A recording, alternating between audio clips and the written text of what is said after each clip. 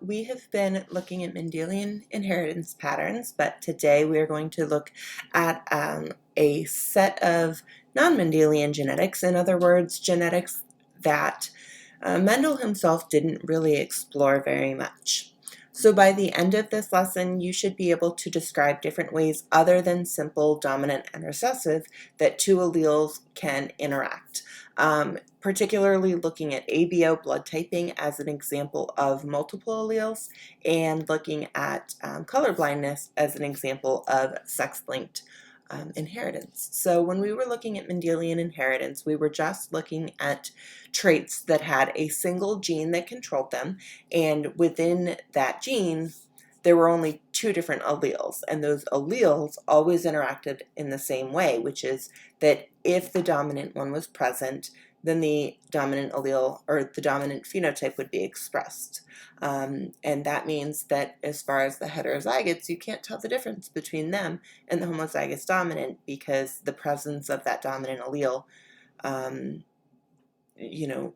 looks the same in both cases. Now, when we're looking at non-Mendelian genetics, we're looking at a lot of different inheritance patterns, but for this, we'll just be looking at cases where there's a single gene involved. So we can be looking at one gene, but the two alleles for the gene interact in ways that are different than Mendelian. So in this case, what we're going to see is that the heterozygotes are distinct from either of the homozygous phenotypes. So one pattern that we'll look at is called incomplete dominance, and this is when the two alleles, when they are both present, are going to almost blend. Now keep in mind, they don't actually blend. We still have the law of segregation at play, and those alleles can be resegregated out. Reseparated. I shouldn't have used the word segregation there. But in incomplete dominance, what you end up with for a phenotype is kind of intermediate between either of the homozygote traits. In the case of codominance, you still have the different heterozygote, but in this case, the heterozygote is going to show some aspects of both of the homozygous traits. So we'll look at some examples there.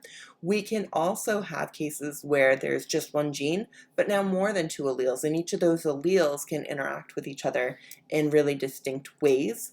And not a very original name for this. We're just going to call it multiple alleles. And then finally, we can have a gene that is on the sex chromosome. So because males and females have different sets of chromosomes when it comes to those sex chromosomes, the inheritance patterns get a little bit wonky there as well. And these are called our sex-linked traits. So four that we're looking at today are the incomplete dominance, codominance, multiple alleles, and sex-linked traits. So we'll start with incomplete dominance, and just like the name sounds, neither completely dominate. So each trait contributes to the phenotype, and so when you have a heterozygote, they're kind of intermediate between the two. Now, a note about how we're going to annotate this, or how we're going to denote incomplete dominance. Typically what you're going to see is with Mendelian traits, you have a capital letter and a lowercase letter. The capital indicates the dominant, the lowercase indicates the recessive. The problem with doing that here is that you don't really have either one that is dominant over the other. And so a lot of times you're going to have a different letter being the symbol for each of the alleles. Now please keep in mind, if you're doing incomplete dominance, you will not use a lowercase version of those letters. So they still just have two different symbols, and now they're capital letters. So for example, snapdragons are a flower, and they have two alleles for their flower color. One gene, two alleles. They have red and white, and so we can see that we're annotating this with a capital R and a capital W. Do not use lowercase letters if you're looking at incomplete dominance. Like, you would never have a big R and a little r and a big W and a little w. That's where everybody gets confused, so don't do that. So if we're looking at the case of snapdragons that have incomplete dominance, show the expected genotype and phenotype ratios of a mating between a red and white snapdragon. Now, keep in mind that as I'm going through this, I'll be moving pretty quickly, but I would encourage you to pause before I go forward so that you have a chance to write everything that you want to write down. and practice it as well. Okay. So when we're going through these, we're just doing the same type of step by step of the Punnett squares. And the first thing is to understand the trait. So the two alleles, this would be a good time to pause and write them down and see if you are correct. But the two alleles would be R and W, which code for red and white respectively. And that means that the different genotypes and phenotypes that are possible would be RR, RW, and WW, coding for red, pink, which is the intermediate between the two, and white. Okay, and so if we're looking at the matings between a red and a white snapdragon, we have to determine what the parental genotypes and phenotypes are. So in this case, the parents are red and white, or RR and WW, which we're then going to put into the Punnett square to be able to calculate the ratios of the offspring. At that point, we just do a cross, just like we've been doing the whole time, using RW. Those become all of the possible offspring of this particular fertilization, which when we go to determine the genotype and phenotype ratios, we're going to see that it is completely RW. So that means the ratio of red to pink to white are going to be 0 to 100% to 0. So all of these guys are going to end up being pink. Okay. All right. Moving on to codominance. Keep in mind that co means both, right? We talked about or equal. And so cohesion is water sticking to other water molecules, and co-workers are workers that work together. Very good job, me. And codominance is exactly that. It is where both of the alleles in the heterozygote are both expressed, not partially, but fully, which means that you're going to end up with some kind of striping or polka dotting or something along those lines, and you won't necessarily know just from knowing that it's codominance. But anyway, so again, we're going to have each of the different alleles symbolized by a different letter. And this one's going to look a lot similar to the last question, because in cows, we can have red or white cows, but when they mate together and you have a heterozygote, they're RW. Now that doesn't make a pink cow, that actually makes something called a roan cow.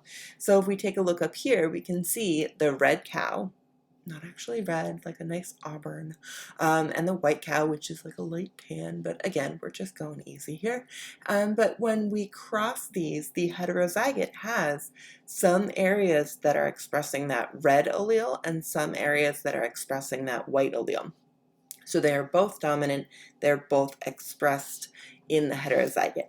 So we can go through the exact same process. Again, I encourage you to go ahead and pause if you need to. So understand the trait. What are the alleles? Red and white. What are the genotypes and phenotypes? Same as before. The only difference is that in the heterozygote, we're going to have both of the alleles expressed. So we see a red and white cow in this case, and those are called roan. So the parents are both roan. When we do the Punnett squares, that means each parent could contribute an R or a W allele in their gametes. So we set up the Punnett square with R's and W's on the two sides, leading to red, red, roan, roan, or white. Okay, so red, roan, and white. And so the genotype and phenotype ratios are going to be, boom, right here, 25 to 50% to 25. Okay, so those are two ways that alleles can interact that are quite a bit different than what we have seen already. So now we can layer in the fact that there are some genes that have a whole bunch of different alleles that can all be involved, and originally these are called multiple alleles. So you would need to know not just the fact that there's multiple alleles, but each pair of them, because diploids only are going to have two alleles anyway, you're going to need to still know how each of those interacts. So what you can have are different letters or different traits with superscripts. I'll show you some examples of both, but yeah, we won't go too far into that. All right, so let's look at human blood type as our example of multiple alleles. If we take a look at the cell membrane of red blood cells, what we actually see is that there are different proteins that are embedded in the surface. And these proteins come in one of two varieties. They're either going to be what is called type A or type B. And so these proteins, which are just kind of chilling there on the surface, actually are referred to as antigens because they can interact with the immune system. I'll talk about this in a little bit, but essentially what we have are blood cells that can have the A antigen, the B antigen, and they're codominant to each other. So if you get both, you can end up with A and B antigens. But what about blood type O? You've heard of that before, right? As it turns out, you can have neither of them expressed as well. So there are 3 different alleles for this gene. We can use 2 different annotations, 2 different notations for it. The first that I'll talk about is the A, B, and O. And that's easier in terms of writing it out, but it doesn't fully describe the relationships. So the alleles are A, B, and O. For genotypes, if you are AA, you're going to be blood type A. If you have 2 versions of the B allele, you'll be blood type B. If you have one of each, you'll be blood type AB. And if you have the O alleles, then you'll be blood type O. So it turns out that A and B are codominant to each other, but blood type O is recessive to both of them. So in addition to being AA, you can also be AO and still be blood type A. You can be BO and still be blood type B. Okay, and so one way that I really like to annotate this, instead of using A, B, and O, is to use the I designations. This is going to show that the capital letter I is dominant to the lowercase letter I, and that the versions of the dominant alleles of A and B are codominant to each other.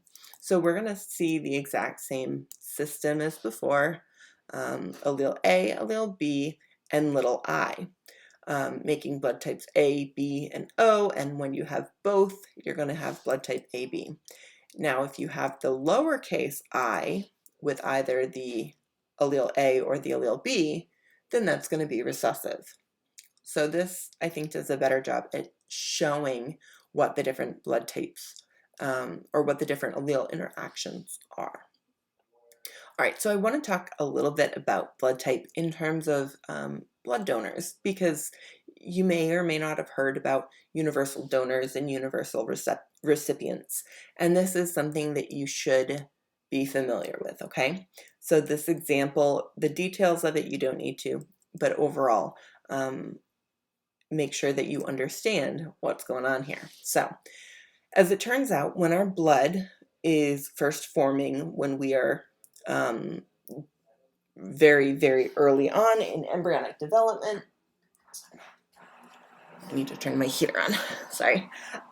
So when they're developing, they start expressing whatever gene is present. And as I said before, we're going to call these antigens because they can elicit an immune response. So the white blood cells actually will have receptors for the antigens. Now, oh, I went the wrong way. I hit backwards. I meant to go forwards. There you go. When those bind, in an adult, what that would mean is an immune response to your own blood. And that would be really, really dangerous. So what ends up happening instead is that the cells, the white blood cells that have the receptor for the particular antigen that is on the red blood cells, they're like, all right, you're one of us. And then they apoptose. So the cell signaling cascade would inform this cell here, the big white one over there, that it should not continue to proliferate and stay in the body.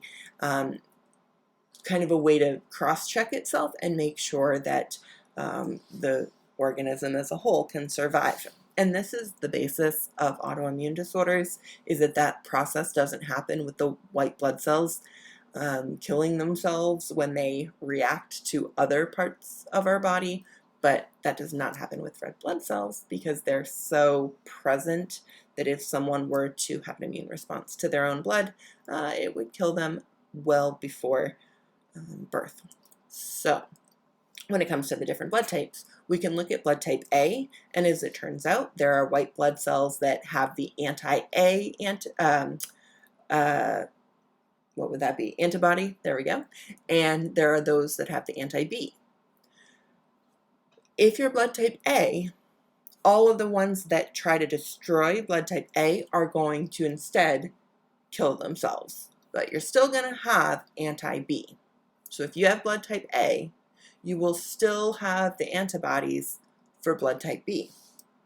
The same is going to be true when we take a look at blood type B.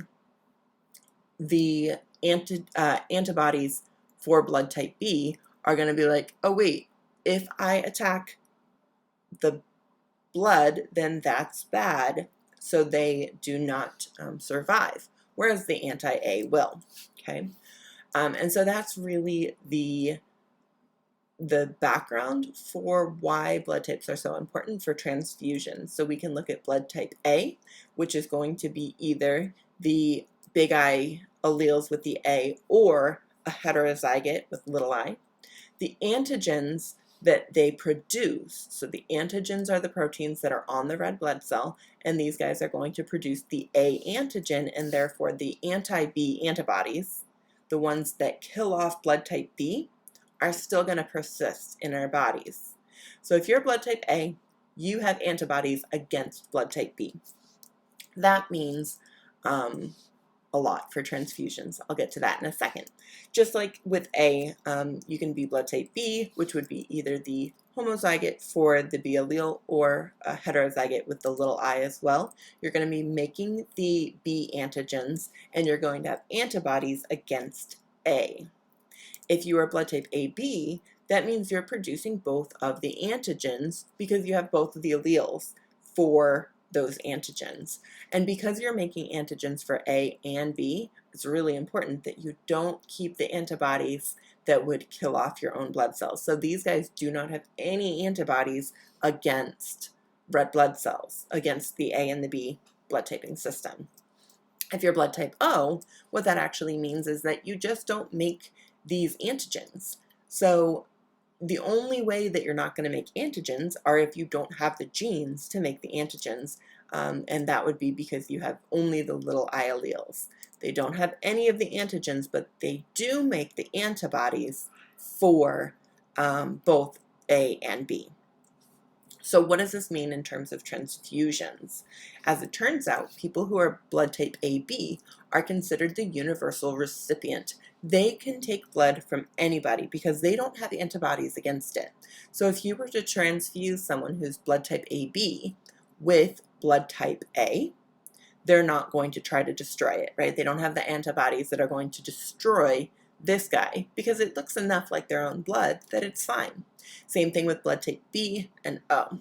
Now, if you're blood type O, you do not have any antigens on your blood, but you have the antibodies for both. So you are the universal donor. You can give blood to anybody else, but you can only receive blood from blood type O because they make anti-A and anti-B. So they make the antibodies for all of this blood. If you were to give someone who has blood type O a transfusion that had either of these types, they would react so violently to it that it usually does result in death or really, really severe reactions. And then finally, when it comes to blood types A and B, if you're blood type A, you can take from A or from blood type O because they don't have any antigens on the blood. If you are blood type B, same thing, you can take from B or O. I know, that's a lot of information. Digest it as well as you can and certainly ask any questions if you have them. So let's look at an example. We have a mom with blood type A, a dad with blood type B, and they have a child that is blood type O. So dad's all like, he cheated on me. But the woman swore she didn't do it. Is it possible that she is telling the truth? And so again, write out what are the alleles, A, B, and little I. What are the different genotypes and phenotypes? And then what are the parents? And we know that if mom is blood type A, she has to be either homozygous for A or heterozygous with a little I. Same thing for dad, and we know that they have a baby who is blood type O, meaning that their genotype must be little I, little I. So we're going to go a little bit backwards here. We're going to write down what we know the baby is, maybe the baby, may not be the baby, we'll find out, and then try to figure out from there what the parent would have to be. So for the baby to end up being type O, they must have gotten the little I allele from each parent. Is that possible? Well, sure. If both of the parents are heterozygous, then it is possible for the parents to actually make any of the blood types, AB, B, A, or O. And they're going to do this in about a 1 to 1 to 1 to 1 ratio, so 25% likelihood of each. So if this dude's accusing his wife of cheating, ew, that's not very healthy. Anyway, moving on. All right, so a little bit of conversation about the difference between autosomes and sex chromosomes. Autosomes are always going to happen in pairs, chromosomes 1 through 22. These are the ones that are always in pairs in humans and in other organisms that are diploid, whereas the sex chromosomes are going to be the ones that can vary. So in humans, we're looking at females always having the X's in pairs, but males having two different chromosomes. Okay, so females are XX, males are XY. I apologize that this is not the most desirable font for the letter Y, but that's okay. So keep in mind that there are genes on the Y, and in the case of humans, the most important one is the SRY gene. It is the sex determining region, and that is the gene that makes the enzyme that is going to be involved in the production of testosterone. And when testosterone is present, it acts as a transcription factor and is like, become male. And so a whole bunch of genes are going to respond to testosterone in the embryo to be able to allow it to start developing along the male direction instead of the female. Okay.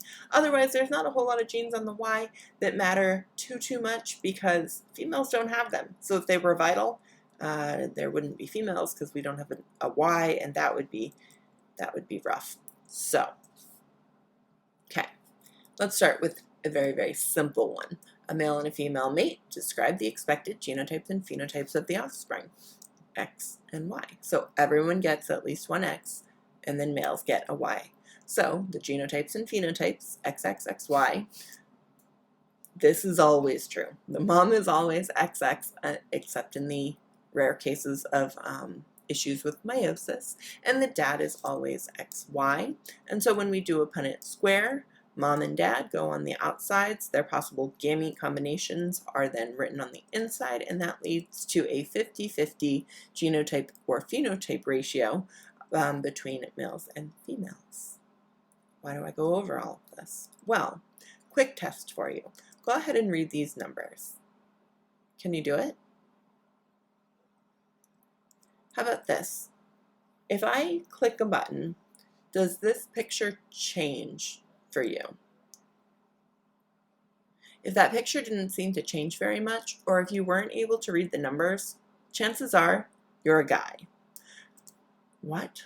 So as it turns out, there are some very important genes on the X chromosome, one of which is for blood clotting and one of which is for color vision. Because females receive two versions of the genes, even if one is mutated, they're still going to have another one to rely on. So these are recessive conditions in terms of inability to clot blood or inability to see color vision. Dudes, you're only getting one, which means if yours is mutated, you don't have a backup.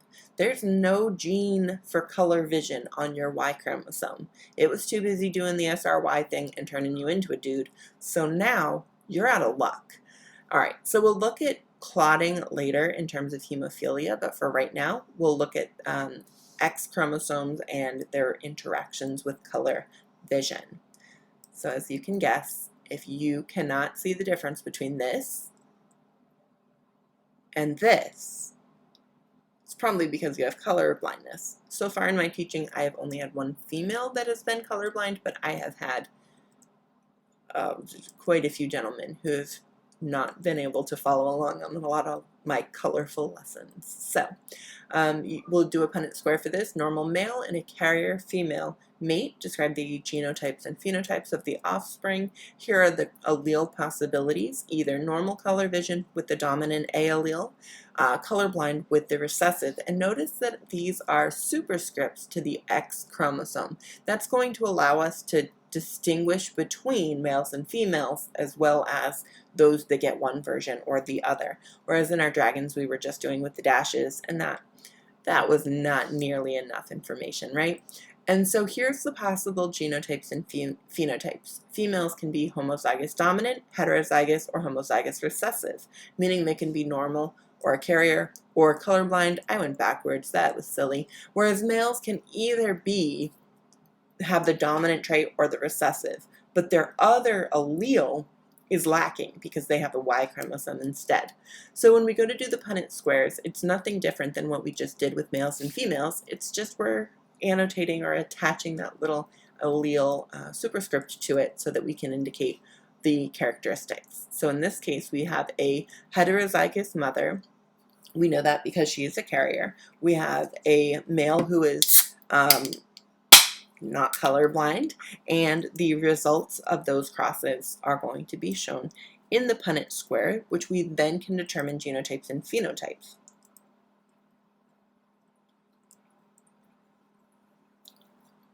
I would mention that importantly, as you're doing these, make sure that your phenotype does include whether it is male or female, because that is relevant to the phenotype here. Okay, another question for you, and I'll encourage you to take a second and see if you can answer this on your own. So, a colorblind father and a mother who is not colorblind. Their first child is a son and he is colorblind, just like dad. So what can we deduce from this? So we'll write out the alleles, the genotypes and phenotypes, and in this case we know that the mother must at least have one of the dominant alleles, and dad is colorblind. So what can we deduce? Well, if we set up our Punnett squares and we don't really know what mom's other allele is, maybe she's homozygous, maybe she's a carrier, but we know that dad is a colorblind male. If they have a son who is colorblind, the only way for that to be possible is if they got the X chromosome from their mom, because the dad will have contributed the Y chromosome. That's why he's a son. So the father takes this Y chromosome from parent, passes it on to child, thus making the boy. Ergo, the X chromosome must come from the mom. Ergo, the X chromosome must have the colorblind allele as well, which means that fathers cannot pass colorblindness or other X-linked recessive disorders onto their sons. Good stuff. All right, if you've got questions, shoot me an email. Hopefully you are able to work through some of the practice problems today, and I'll be posting the answer key as well so that you can check that out. All right, with that,